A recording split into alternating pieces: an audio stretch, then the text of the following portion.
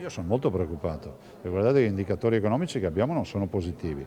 C'è disoccupazione, c'è conflitto sociale, c'è difficoltà, abbiamo l'aumento della povertà. Noi dobbiamo fare la nostra parte, ovviamente il governo deve fare la propria e approfittando di questi 209 miliardi di recovery fund che devono essere destinati veramente a misure consistenti e solide e non ad assistenzialismo, se no è finita.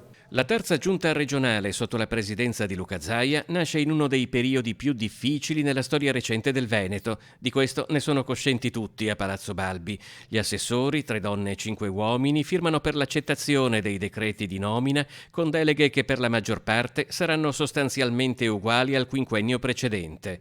Rispetto a 5 anni fa mancano Gianluca Forcolini e Giuseppe Pan, ma il nuovo ingresso è solo lo iesolano Francesco Calzavara, con deleghe a finanze e bilancio. Una riduzione di assessori, spiega Zaia, al passo con l'austerity del periodo. Ho fatto questa scelta sapendo che il momento non è facile, partiamo con 8 assessori, non con 10, sono tutte persone che sono esperte da un punto di vista amministrativo e quindi non perderemo tempo. Viviamo con ansia lo sblocco della possibilità di licenziare, sappiamo che abbiamo già perso 60.000 posti di lavoro, il Covid ha dato una mazzata anche ai nostri territori, dobbiamo lavorare pancia a terra.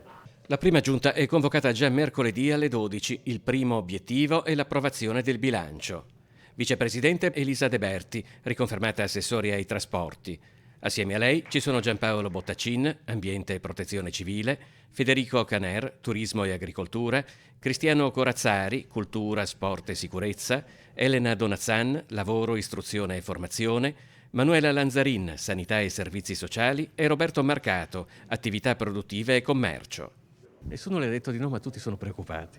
Sì, sono preoccupati perché gli assessorati sono dei macigni, sicuramente non sarebbero stati assessorati affrontabili da un neofita, da chi viene dalla società civile e comincia a cimentarsi. Per quanta esperienza possa avere uno, che so, essere un grande manager o altro, se non conosce la macchina rischia che in un momento come questo ci vuole un periodo di adattamento che non ce lo possiamo permettere.